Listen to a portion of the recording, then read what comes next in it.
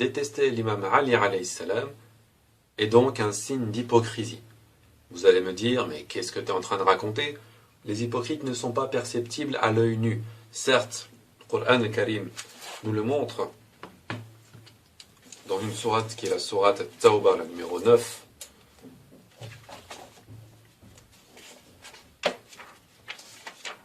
au verset 101, où nous pouvons lire « Parmi les Bédouins qui sont autour de vous, il y a des hypocrites, et aussi parmi les habitants de votre ville, Médine, etc. Il y en a qui se sont versés dans l'hypocrisie. Tu ne les connais pas. » Allah Azza wa Jalla s'adresse ici au prophète sallallahu alayhi wa alayhi, en lui disant « Tu ne les connais pas, mais nous les connaissons. Nous les châtierons 2 fois, puis ils seront ramenés à un grand châtiment. » Donc d'après ce saint verset, le prophète sallallahu alayhi wa alayhi n'arrive pas à percevoir, n'arrive pas, lors d'une première rencontre, d'une première approche, à voir si oui ou non son interlocuteur est un hypocrite. Mais il existe des signes d'hypocrisie. Il ne peut pas le voir directement sur les traits d'une personne, mais il peut le savoir à travers les actions, les faits de cette personne.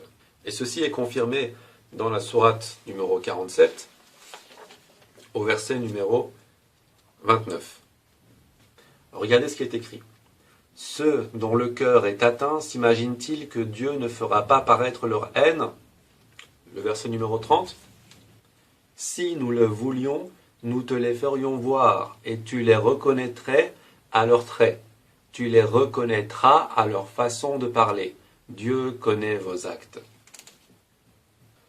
Très important ici, dans le verset numéro 29, Allah Azza wa Jalla dit bien, s'imagine-t-il que Dieu ne fera pas paraître leur haine? Et quand on parle de haine, on parle entre autres de la haine envers l'imam Ali ibn Abi Talib alayhi salam.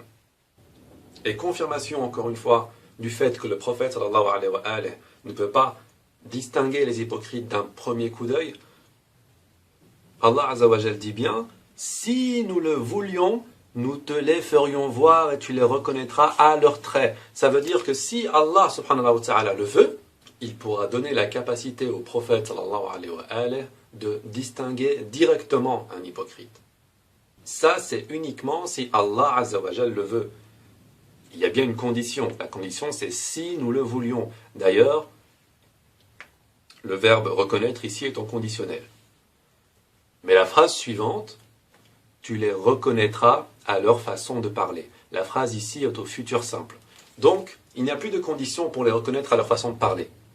On peut distinguer un hypocrite, et le prophète sallallahu alayhi wa alayhi a la capacité de distinguer un hypocrite à travers sa manière de parler. Et comme je le disais, dans leur manière de parler, dans leur façon d'agir, il y aura de la haine. Et je le répète, une des haines qu'ils laisseront paraître à travers leur vocabulaire et leur comportement sera la haine envers Ali ibn Abi Talib alayhi salam. Et la preuve, on peut la trouver dans le Jami' al-Tirmidhi, le volume numéro 6, toujours l'édition Darus Salam, au hadith numéro 3736, où il est dit, Ali said, the Prophet sallallahu alayhi wa alayhi exhorted me, saying, none loves you except a believer, and none hates you except a hypocrite. Et c'est un hadith qui est sahih et qui est également rapporté dans le Sahih Muslim, que je vais vous montrer ici, au hadith numéro 240. C'est le tome donc numéro 1, l'édition Al-Hadith toujours. Ali a dit, par celui qui a fendu la graine et a créé l'âme, voici l'engagement du prophète illettré sallallahu alayhi wa alayhi envers moi. Ne m'aime qu'un croyant et ne me déteste qu'un hypocrite. Donc Ali alayhi salam est ici une balance vivante qui permet de mesurer le poids d'hypocrisie qui réside dans le cœur des musulmans. Et je dis des musulmans, ce n'est pas paradoxal. Car nous pouvons être musulmans, donc soumis aux règles religieuses, tout en étant hypocrite. Par contre, on ne peut pas être croyant tout en étant hypocrite. Il faut distinguer le terme muslim du terme mu'min. Donc le musulman et le croyant, ce n'est pas la même chose. Et la différence entre un hypocrite et un mécréant, c'est que simplement le mécréant le dit simplement. Il assume totalement, il dit voilà, je ne crois pas. Tandis qu'un hypocrite, et c'est ce qui est bien plus dangereux, affirme qu'il croit, et il pratique même la religion comme n'importe qui d'autre, mais au fond de son cœur, c'est tout le contraire. Et donc il y a des signes, comme je disais, qui traduisent cette hypocrisie. Et un des signes, c'est la haine envers l'imam Ali alayhi salam. Bien sûr, il existe d'autres signes d'hypocrisie qu'on peut trouver par exemple dans le Sahih al-Bukhari, le volume numéro 1, l'édition de Nour toujours, ou hadith numéro 34. Le prophète sallallahu alayhi wa alayhi a dit: 4 choses, lorsqu'elles se rencontrent chez un individu, en font un parfait hypocrite. Celui chez qui se trouve une seule de ces 4 choses sera atteint d'hypocrisie jusqu'au moment où il en sera débarrassé. Voici les 4 choses. Trahir la confiance que l'on a inspirée, mentir quand on parle, manquer à l'engagement pris et être de mauvaise foi lorsqu'on conteste. Donc, grâce à l'imam Ali alayhi salam, on peut distinguer l'hypocrite du croyant. Il suffit de voir qui le déteste et on peut automatiquement dire qu'il s'agit d'un hypocrite. Et il suffit de voir qui l'aime et on peut automatiquement dire qu'il s'agit d'un croyant. C'est une partie qui est très importante. Après l'analyse de toutes les qualités de l'imam Ali alayhi salam et l'apport de preuve de sa supériorité par rapport aux compagnons du prophète sallallahu alayhi wa alayhi, il est totalement logique qu'après la mort du prophète sallallahu alayhi wa alayhi, Ali sallallahu wa sallam alayhi continue à propager l'islam, continue à propager le message. Et vous pensez que lorsque le prophète sallallahu alayhi wa alayhi a su qu'il allait mourir, il était encore question pour lui d'abandonner la propagation de la foi, qui venait à peine de naître. Cela ne faisait que depuis 20 ans que le message, que les enseignements, que les exégèses, les interprétations étaient enseignés. 20 ans seulement. C'est la science de la religion. Regardez, nous aujourd'hui, rien qu'en médecine par exemple, il nous faut 7 à 12 ans d'études pour comprendre une science qui est très restreinte, qui est la médecine. C'est vraiment très restreint, ça ne se limite qu'au corps humain. Mais là, on parle de religion. Là, on parle d'une science qui regroupe toutes les autres sciences. Dans la religion, il y a quoi? Il y a la médecine, il y a la géographie, il y a la politique, il y a la philosophie, la psychologie, il y a évidemment la religion, il y a le spiritualisme, il y a tout ça, il y a toutes ces sciences qui sont regroupées. Vous pensez qu'en 20 ans seulement, le prophète sallallahu alayhi wa alayhi a pu enseigner toutes les facettes de cette science à tous les croyants? Non, bien sûr, la révélation est terminée. La révélation est finie, tout ce qui est dans le Coran Karim a été révélé, et il n'y a plus de révélation après la mort du prophète sallallahu alayhi wa alayhi. Mais il s'agit là d'interprétation. Nous connaissons aujourd'hui les exégèses et les interprétations de Coran de plusieurs imams différents. Mais pourquoi est-ce qu'il y a divergence d'opinion entre plusieurs interprétations, plusieurs livres d'interprétation, alors que nous savons qu'elles proviennent d'une seule et même source, qui est le prophète sallallahu alayhi wa alayhi? C'est bien lui qui recevait la révélation, et donc c'est lui qui était le plus à même de savoir quelle était la réelle signification de ces versets. Où est son interprétation personnelle? Vous allez me dire, il n'a pas eu le temps. Voilà, il a reçu la révélation lorsqu'il avait 40 ans, et il est mort vers 60-63 ans d'après l'une ou l'autre source. Et en 20 ans, comme je l'ai dit, eh bien, il n'a pas eu le temps de tout expliquer. Et vous pensez vraiment, lui qui sait très bien qu'il va bientôt partir, puisqu'il a fait un sermon à propos de cela, je vais vous le montrer tout à l'heure, vous pensez qu'il va abandonner la propagation de la foi? Hors de question. Pour lui, il est hors de question de laisser la dernière religion, la religion la plus parfaite qui puisse exister, à l'imagination et au fantasme des gens. Il est impossible qu'il puisse partir et nous quitter sans préserver, sans sauvegarder les lois et les règles de la religion, sans en fait se préoccuper de nommer un successeur. Un successeur qui aura pour but non pas de recevoir des révélations puisque c'est terminé, mais de veiller au bon fonctionnement des affaires religieuses et sociales des personnes. Un successeur qui peut, lui, continuer à nous donner l'interprétation que lui avait donnée le prophète sallallahu alayhi wa alayhi lors de la révélation de ces versets. Vous trouvez dans le Sahih Muslim, par exemple, le 5e tome, l'édition Al-Hadith, au numéro 6225, qui est rapporté par Yazid ibn Hayyan. Et il est dit: un jour, le messager d'Allah sallallahu alayhi wa alayhi se tint debout parmi nous pour nous donner un sermon près d'un point d'eau appelé Khum, donc Ghadir Khum, entre la Mecque et Médine. Il loua Allah, fit son éloge, exhorta et fit le rappel, puis dit: ô gens, je ne suis qu'un être humain, peu s'en faut que vienne l'émissaire de mon Seigneur et que j'y réponde, c'est-à-dire l'ange de la mort. Je laisse parmi vous deux charges. Je laisse parmi vous deux charges. La première est le livre d'Allah, contenant la droiture et la lumière. Prenez donc le livre d'Allah et tenez-vous-y. Il recommanda le livre d'Allah et y exhorta. Puis dit, et les gens de ma maison, je vous rappelle Allah concernant les gens de ma maison. Je vous rappelle Allah concernant les gens de ma maison. Je vous rappelle Allah concernant les gens de ma maison. 3 fois, et nous savons ce que cela veut dire lorsque le prophète sallallahu alayhi wa sallam répète une chose 3 fois, c'est l'importance absolue. Et le prophète sallallahu alayhi wa sallam n'a pas dit « je vous laisse le Coran et ma sunna ». C'est une déclaration qui n'a vraiment pas lieu d'être, car les textes qui affirment qu'il aurait dit le Coran et la sunna n'ont même pas de chaîne de transmission valable. Ils sont tellement rares à trouver et ne sont évidemment pas considérés comme étant authentiques. Tandis que la version avec « je vous laisse le Coran et les gens de ma maison » est une version qui est unanimement reconnue par tous les savants et qui est présente dans quasi tous les livres de référence, comme par exemple, encore une fois, le Jami' al-Tirmidhi que j'ai ici, donc le volume numéro 6, au hadith numéro 3786.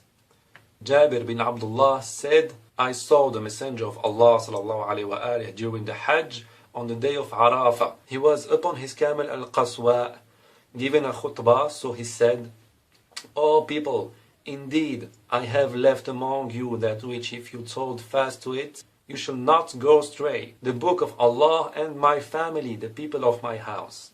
Et c'est un hadith qui est bien évidemment sahih. On peut retrouver la même narration un peu plus loin au 3788, rapporté cette fois-ci par Zayd ibn Arqam. The messenger of Allah sallallahu alayhi wa alayhi said, Indeed, I am leaving among you that which if you hold fast to them, you shall not be misguided after me. Ici, on insiste bien encore une fois sur le fait que si on prend ces deux choses, ces deux poids comme guide, nous ne serons jamais égarés après le prophète sallallahu alayhi wa alayhi. C'est-à-dire que ces deux poids sont d'une extrême importance et que si nous tournons le dos soit à l'un, soit à l'autre, soit aux deux en même temps, nous serons totalement égarés. One of them is greater than the other. The book of Allah is a rope extended from the sky to the earth. And my family, the people of my house, and they shall not split until they meet me at the Hawd. So look at how you deal with them after me. C'est un hadith qui est sahih. Nous pouvons également trouver la même narration dans le tafsir d'Ibn Kathir, donc exégèse du Coran de Ismaïl ibn Kathir, la traduction de Harkat Abdo, le volume numéro 4, édition Dar al-Kutub al-Ilmiya. Et nous pouvons trouver donc à la sourate numéro 42, le verset numéro 23, dit « Je ne vous demande pour cela nul salaire, mais seulement la sympathie due aux proches. » Et l'interprétation est la suivante. « dit l'autre, est-ce vous ?» « Oui, dit Ali ibn al-Hussein. En outre, il est rapporté que l'envoyé sallallahu alayhi wa alayhi a dit dans son discours de Ghadir Khum, « Je laisse parmi vous les deux arrois, le livre de Dieu et ma famille. Ils ne se sépareront pas jusqu'à ce qu'ils viennent à moi au bassin. » Il est aussi rapporté qu'il a dit, « Ô gens, je laisse parmi vous ce à quoi, si vous vous tenez, vous ne serez jamais égarés. » Donc si on se tient à ces deux poids, je le répète encore, nous ne serons jamais égarés. Le livre de Dieu et ma famille, la famille de ma maison. Combien d'entre vous ont suivi la guidance de la famille de la maison du prophète sallallahu alayhi wa sallam? Combien d'entre vous l'ont délaissé? Tous les textes vont dans ce sens. Alors, mis à part le fait que ce hadith est cité par toutes les sources importantes, il est aussi rapporté par plus d'une vingtaine de compagnons différents. Ce n'est pas la même origine. Ce hadith est donc très imposant. Il est impossible d'y faire face ou de fermer les yeux dessus. Les deux poids de guidance, donc nos deux guides après la mort du prophète sallallahu alayhi wa alayhi, sont le Coran d'une part et les Ahlul Bayt d'une autre part. Je vous pose donc encore une fois la question, Qu'est-ce qui vous a pris de prendre des autres personnes comme guide? D'autant plus, comme je le disais tout à l'heure, que le prophète sallallahu alayhi wa alayhi a explicitement désigné Ali alayhi salam comme étant son successeur après lui. Alors là, on se trouve devant une situation paradoxale. Tout le monde ignore totalement le hadith qui mentionne la famille du prophète comme étant l'une des deux charges, l'un des deux trésors, alors qu'il est considéré authentique et mutawatir par les plus grands savants. Mais lorsqu'on leur parle du hadith qui dit que les deux poids sont le Coran et la sunna du prophète, alors là, il est mondialement connu, alors que ce hadith n'est rapporté par quasi aucune source valable. Il est donc clairement question de désinformation. On essaie de nous glisser sous le nez des informations qui sont fausses, on essaie de nous endoctriner avec cela, on nous ment depuis le départ dans les écoles, dans les émissions, dans les biographies, etc., en nous faisant croire que le prophète sallallahu alayhi wa alayhi aurait dit « Je vous laisse le Coran et ma sunna », alors que tous les textes authentiques vont dans un autre sens qui prouve bien que le prophète sallallahu alayhi wa alayhi a réellement dit « Je vous laisse deux choses, le Coran et mes Ahlul Bayt ».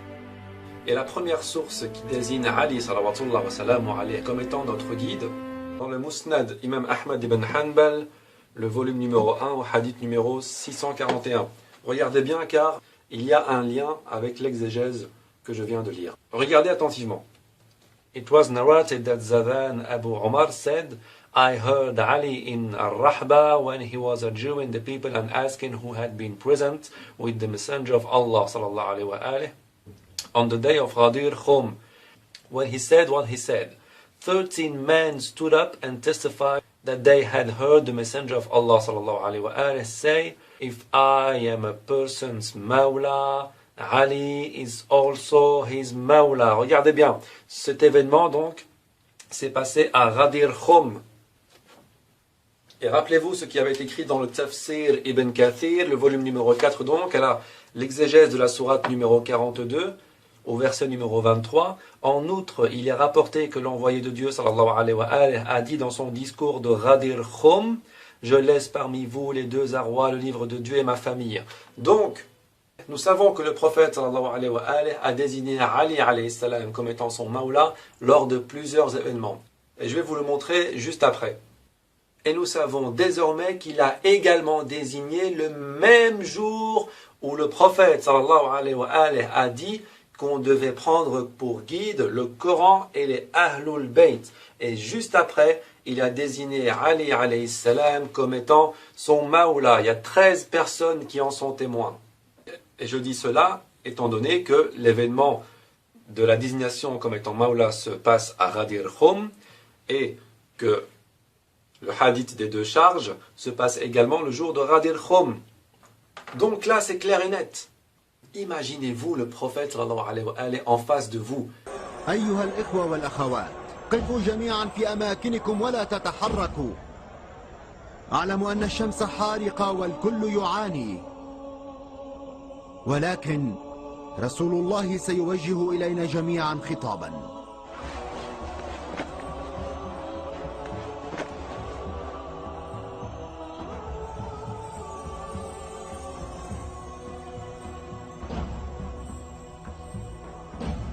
بسم الله الرحمن الرحيم والحمد لله رب العالمين.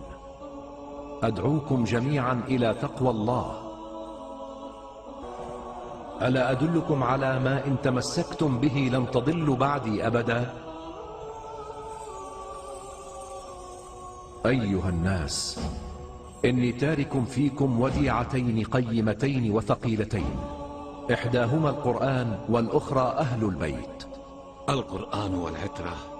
الحق أن البعد عن القرآن وعترتي في يد، وهلاككم في اليد الأخرى.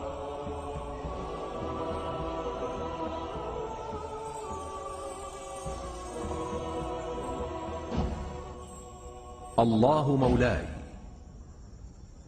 وأنا مولى المؤمنين.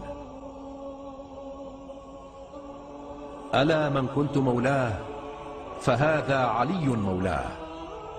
Qui est en train de vous dire que la mort va bientôt venir à lui. C'est le prophète, sallallahu alayhi wa alayhi. C'est lui qui vous a enseigné toute la religion. C'est l'homme le plus parfait de toute l'humanité. Et il est en train de vous laisser une responsabilité, de vous désigner un guide duquel, si vous vous éloignez, vous serez égaré à tout jamais. et il vous dit, voilà, les guides sont le Coran, et mais Ahlul Bayt, le prophète est en face de vous. Qu'est-ce que vous faites? Vous l'écoutez évidemment. Vous prenez en considération ce qu'il est en train de dire. Et après ça, il désigne Ali alayhi salam qui était à ce moment-là à côté de lui, et vous dit, de qui j'ai été le maître? Ali est le maître maintenant. Et ça rentre en parallèle avec tous les hadiths qu'on a vus auparavant. N'oubliez pas que ce n'est pas un hadith qui est totalement indépendant des autres. Ce n'est que la suite logique de ce qui s'est déjà déroulé. N'oubliez pas que Ali alayhi salam est par rapport au prophète sallallahu alayhi wa alayhi, ce que Haroun a été par rapport à Moussa alayhi salam. N'oubliez pas que Ali alayhi salam est la créature la plus aimée d'Allah azza wa jal. N'oubliez pas que Ali alayhi salam possède des qualités qui sont supérieures aux compagnons.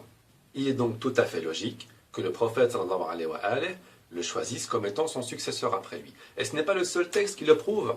Il y en a plusieurs autres. Dans le même ouvrage ici,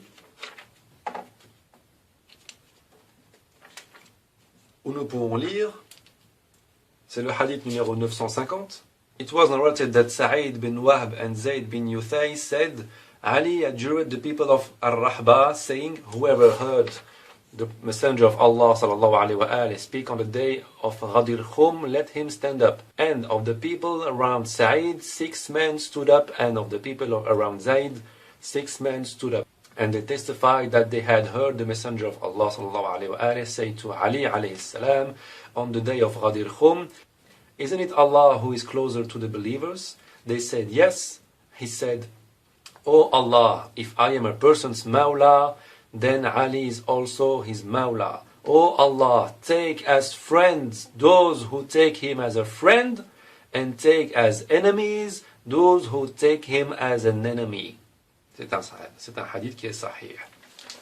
Donc, encore une fois, la désignation ici de Ali comme étant son successeur. Clairement et nettement.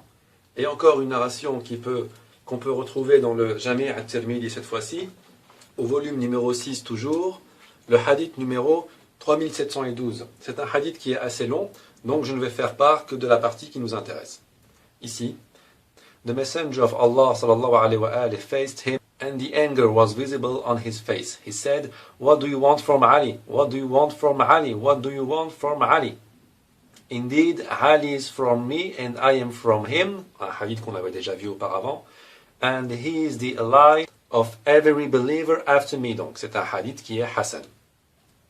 Et ici le terme allié a été mal traduit de l'arabe, puisqu'en arabe on dit Inna aliyan minni wa ana minhum, donc Ali est de moi, je suis de Ali. Wa huwa waliyu kullu mu'mini min ba'di. Le terme wali vient du terme maoula, c'est la même racine, et maoula veut dire, comme on l'a vu, guide ou maître. Alors de ceux qui prétendent que la signification du terme maoula signifie autre chose que successeur ou guide, et qui disent que la signifie plutôt assistant ou ami, etc., cette dernière définition est contre toute logique. Si c'était le cas, alors l'expression de chaque croyant après moi n'aurait aucun sens. Il ne faut pas oublier non plus que Ghadir Khum est un endroit en plein désert où le prophète sallallahu alayhi wa alayhi a donné rendez-vous à des milliers de croyants sous la chaleur. Il n'y avait pas d'abri où les gens s'assoyaient parfois près de leurs chameaux pour avoir un peu d'ombre. Et vous pensez que le prophète sallallahu alayhi wa alayhi aurait convoqué tous ces gens pendant 2 ou 3 jours rien que pour leur dire que l'imam Ali alayhi salam était leur ami? Mais ça, tout le monde le sait déjà. Donc on peut dire que cette parole, elle est futile, alors si on estime que cette définition veut dire ami ou bien-aimé, elle est totalement inutile. Car il n'y avait personne au sein de la communauté musulmane qui ignorait ce lien étroit qui existait entre le prophète sallallahu alayhi wa alayhi et Ali alayhi salam. C'est une information que dont tout le monde est au courant. On le sait et nous-mêmes nous le savons à travers les narrations que je vous ai déjà lues. Et nous savons tous que le prophète sallallahu alayhi wa alayhi s'abstenait de toute action qui était futile, qui était inutile. Donc, ce hadith, cette narration, cette déclaration-là, a un autre sens. Bien, regardons le hadith juste après. Abu Sariha ou Zayd bin Arqam narrated from the Prophet sallallahu alayhi wa alayhi, for whomever I am his mawla, then Ali is his mawla. C'est un hadith qui est sahih. Et nous pouvons également retrouver toutes ces narrations-là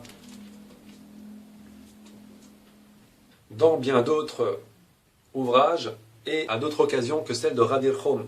Dans le Musnad, Imam Ahmad ibn Hanbal, le volume numéro 3, au hadith numéro 361. C'est un long hadith, et la partie qui nous intéresse est juste ici. And he said, donc le prophète sallallahu alayhi wa said to his cousins, who among you would support me in this world and the hereafter? And Ali was sitting with him. They refused, but Ali said, I will support you in this world and the hereafter. He said, you are my supporter in this world and the hereafter. Encore une fois, le terme supporter ici a été traduit du terme wali qu'on a vu tout à l'heure. Ici, le prophète sallallahu alayhi wa sallam pose la question, Ayyukum yuwalini fi dunya wal akhirah? Et là, Ali alayhi salam a répondu, Ana awliyaka fi dunya wal akhirah. Et là, le prophète sallallahu alayhi wa sallam lui a dit, Anta wali. Encore une fois, nous retrouvons le même terme, qui est également repris ici. Awliyaka, c'est également une racine dérivée du terme wali, fi dunya wal akhirah. On va reprendre une narration, un hadith que j'ai vu tout à l'heure avec vous, le 950 du Musnad Imam Ahmad ibn Hanbal, volume numéro 1, où le prophète sallallahu alayhi wa sallam a dit lors de Ghadir Khoum, Isn't it Allah who is closer to the believers? They said, yes. He said, oh Allah, if I am a person's mawla, then Ali is also his mawla. Et là, important, il demande à Allah Azza wa Jal de prendre comme amis ceux qui prennent Ali alayhi salam comme amis et de prendre comme ennemis ceux qui prennent Ali alayhi salam comme ennemis. ألا من كنت مولاه فهذا علي مولاه اللهم وال من والاه وعاد من عاداه. Est-ce que vous vous rendez compte que prendre Ali alayhi salam comme ennemi, c'est automatiquement prendre Allah Azza wa Jal comme ennemi? Cela confirme encore une fois le fait que tous ceux qui détestent Ali, et je reviens là-dessus, et j'insiste là-dessus très fortement, sont des hypocrites. Bien. Ali alayhi salam a donc été désigné clairement comme étant le successeur du prophète sallallahu alayhi wa sallam. Bien évidemment, sauf à l'exception qu'il n'est pas prophète.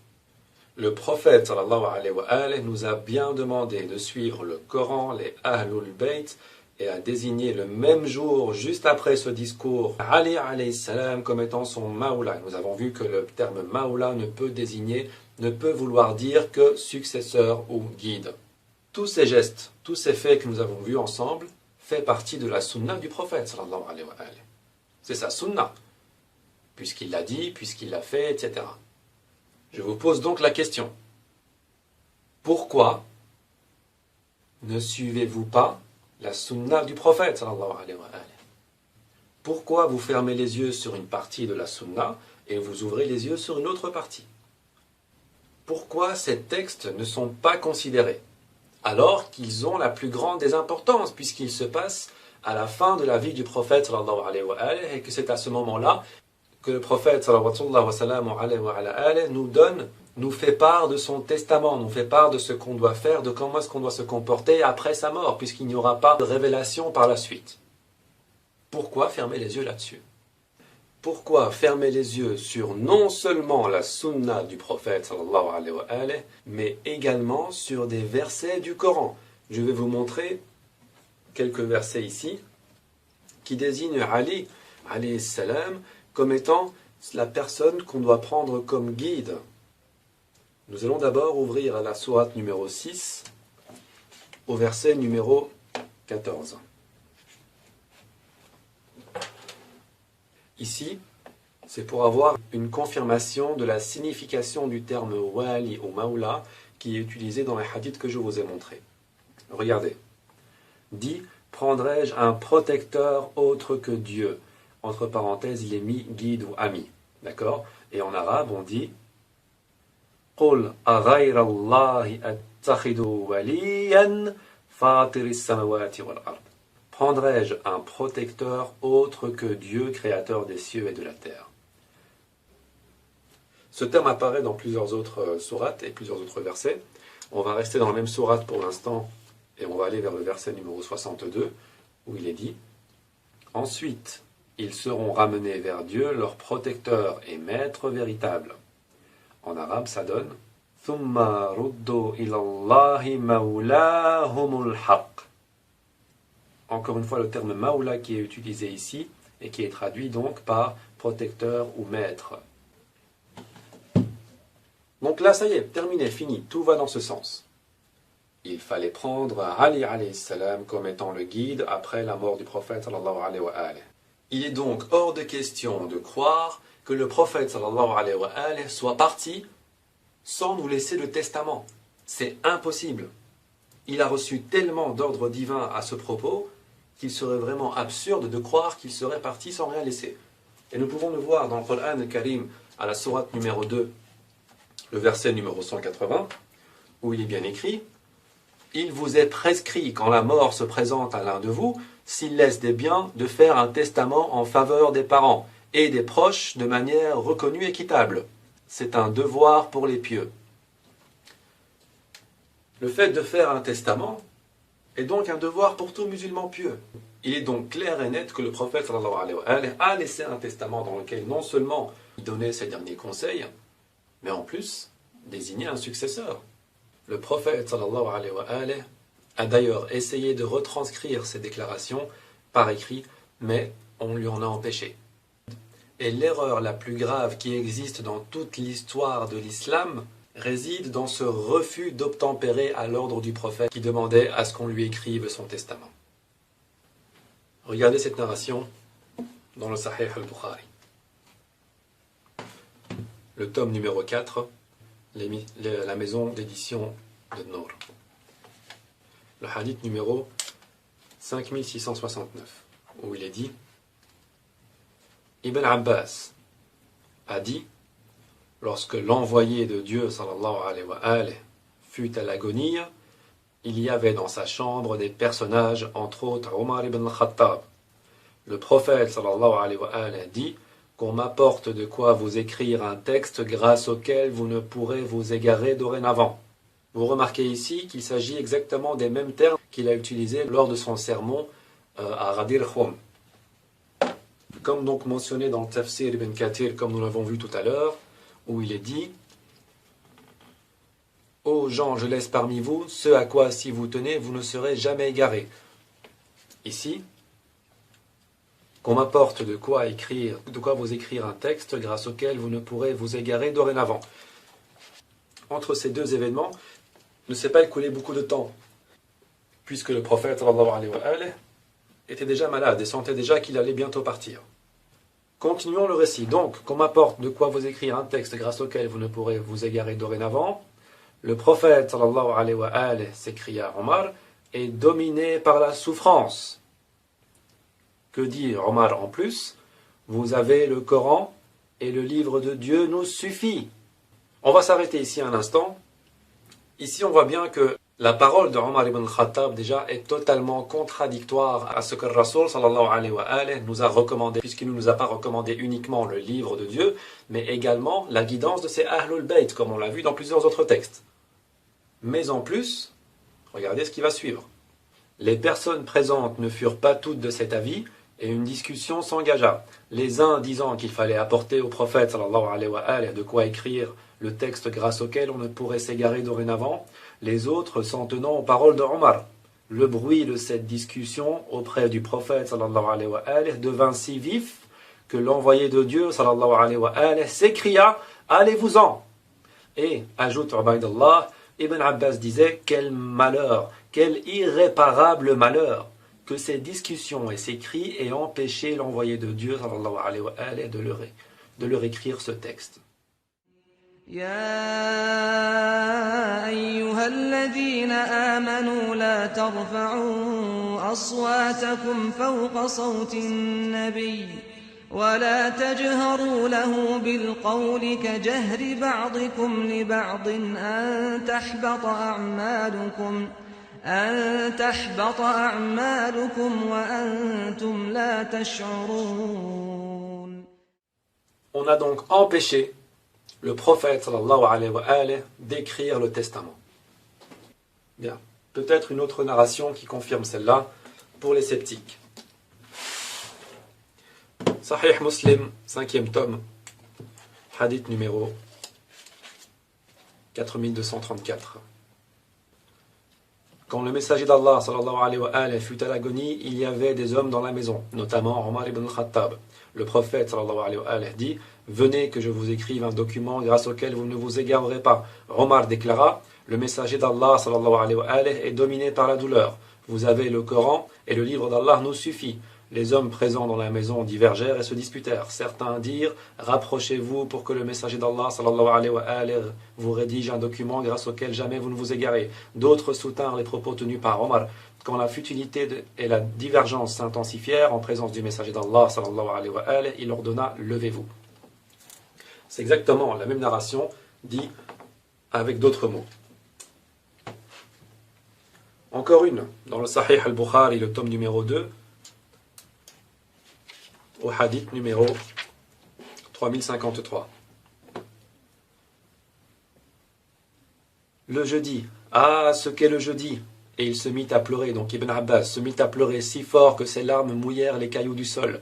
C'est le jeudi, reprit-il, que les souffrances du prophète sallallahu alayhi wa alayhi devinrent plus vives. Alors il dit: qu'on m'apporte de quoi écrire, afin que je mette par écrit ce qui, dans l'avenir, vous préservera de l'erreur. Le prophète sallallahu alayhi wa alayhi est en train de dire à l'assemblée qui est autour de lui: apportez-moi juste de quoi écrire pour que, si vous suivez cet écrit, plus jamais vous ne serez égarés. Plus jamais. C'est-à-dire pas de division, pas de rien. La guidance totale. Une discussion à ces mots s'élève, et discuter auprès d'un prophète est inconvenant. Hassan, très bien. On déclare que l'envoyé de Dieu, sallallahu alayhi wa alayhi, avait le délire. Qui est-ce qui déclarait cela? On voit dans les autres narrations qu'il n'y a que Omar ibn Khattab qui a parlé.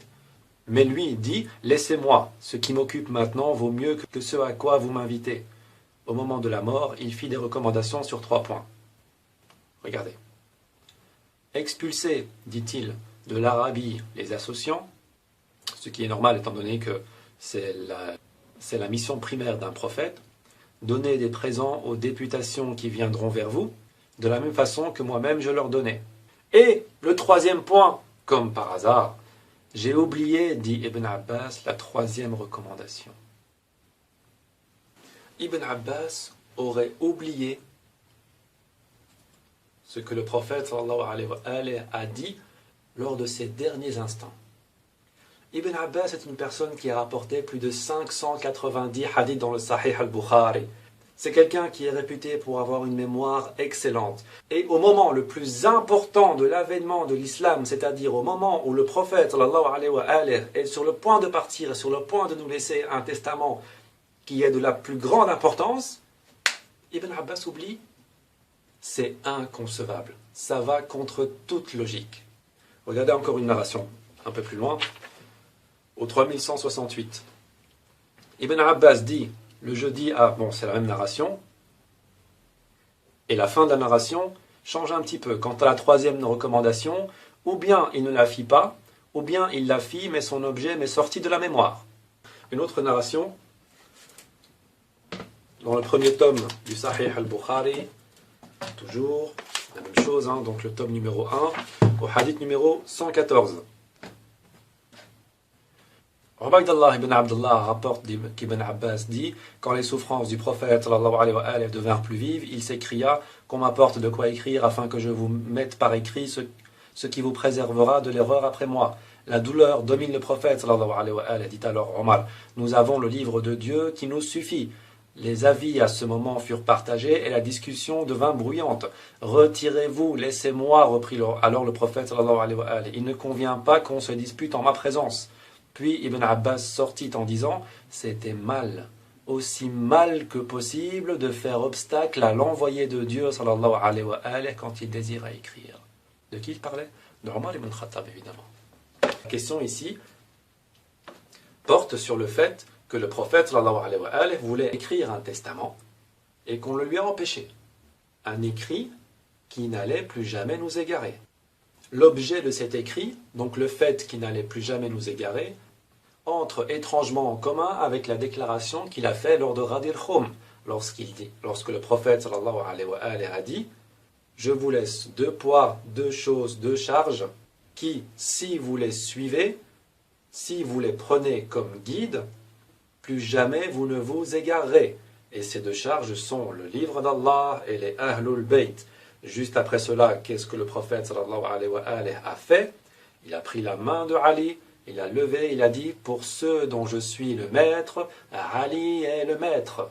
Pour ceux dont je suis le guide, Ali est le guide. Ce n'est pas pour ceux dont je suis l'ami, Ali est l'ami. Sinon, ça n'a aucun sens. Ils ne les auraient pas convoqués pour ça. » Donc, si le prophète sallallahu alayhi wa alayhi a bien désigné et nous a bien fait part de sa volonté avant qu'il ne décède, pourquoi n'avez-vous pas suivi la guidance des Ahlul Bayt alayhum salam, et pourquoi n'avez-vous pas pris Ali alayhi salam comme étant le premier successeur après le prophète sallallahu alayhi wa alayhi?